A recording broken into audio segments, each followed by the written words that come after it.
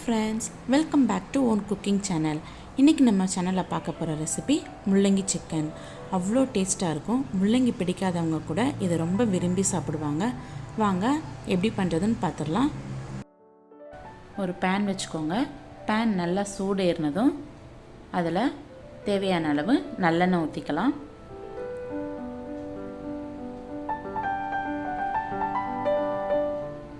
எண்ணெய் சூடு ஏறினதும் ஒரு டீஸ்பூன் ஜீரகம் சேர்த்துக்கலாம்.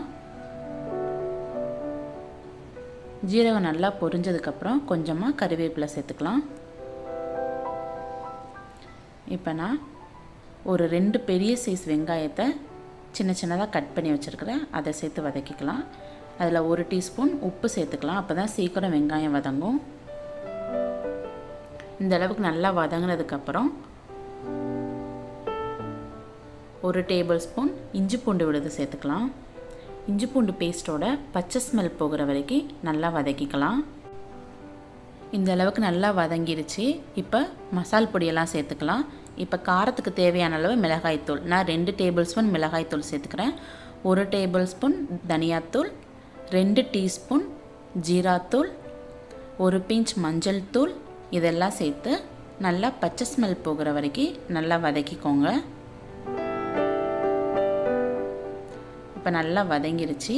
இப்போ க்ளீன் பண்ணி வச்சுருக்கிற சிக்கன் சேர்த்துக்கலாம். இது 1/2 கிலோ சிக்கன்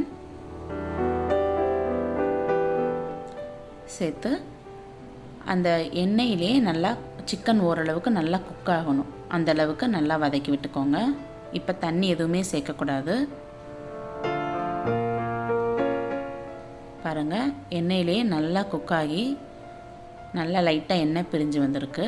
இந்த டைமில் 1/4 கிலோ முள்ளங்கி எடுத்துக்கிறேன். இந்த சைஸில் கட் பண்ணிக்கோங்க. ரொம்ப பெருசாக போடாதீங்க, அப்போ நல்லா வேகாது. இந்த அளவு கட் பண்ணி இந்த சிக்கன் அப்புறம் இந்த முள்ளங்கி எல்லாம் சேர்ந்து நல்லா வதங்கி வரணும். பாருங்கள், முள்ளங்கி சிக்கன் ரெண்டுமே நல்லா எண்ணெயிலே நல்லா வதங்கி வந்திருக்கு. நல்லா எண்ணெய் பிரிஞ்சு வந்திருக்கு. இப்போ தான் நம்ம தண்ணி சேர்க்கணும். இப்போ சிக்கன் முள்ளங்கி மூழ்கிற அளவுக்கு தண்ணி ஊற்றிக்கலாம். இந்த அளவுக்கு தண்ணி ஊற்றிக்கோங்க. இப்போ உரப்பு உப்பு எல்லாமே செக் பண்ணிக்கோங்க. இப்போ ஒரு மூடி போட்டு ஒரு 5 நிமிஷம் அப்படியே நல்லா வேக விட்டுக்கோங்க. இப்போ மூடியை ஓப்பன் பண்ணி பாருங்கள். ஓரளவுக்கு ஒரு 3/4 பாகம் நல்லா வெந்திருக்கு. இப்போ ஓப்பன் பண்ணி விட்டு நல்லா வேக விடணும். முள்ளங்கி நல்லா வெந்திருந்தால் தான் அந்த சிக்கனோடு சாப்பிடும்போது டேஸ்ட்டு சூப்பராக இருக்கும். அந்த முள்ளங்கியோட ஒரு ஸ்மெல் அது யாருக்குமே பிடிக்காது. அந்த ஸ்மெல் எதுவுமே இல்லாமல் டேஸ்ட் அட்டகாசமாக இருக்கும். பாருங்கள், அப்படியே ஓப்பன் பண்ணி விட்டு வேக விட்டிங்கன்னா அவ்வளோ சூப்பராக ரெடி ஆயிடும். முள்ளங்கியுமே சிக்கன் மாதிரியே இருக்கும். இப்போ கொஞ்சமாக மல்லித்தலை தூவிக்கலாம்.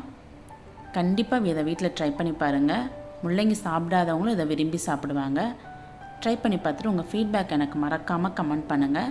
சேனல் உங்களுக்கு ரொம்ப பிடிச்சிருந்தா சேனலை சப்ஸ்கிரைப் பண்ணிக்கோங்க. அப்படியே பக்கத்தில் இருக்கிற பெல் பட்டனை கிளிக் பண்ணிக்கோங்க.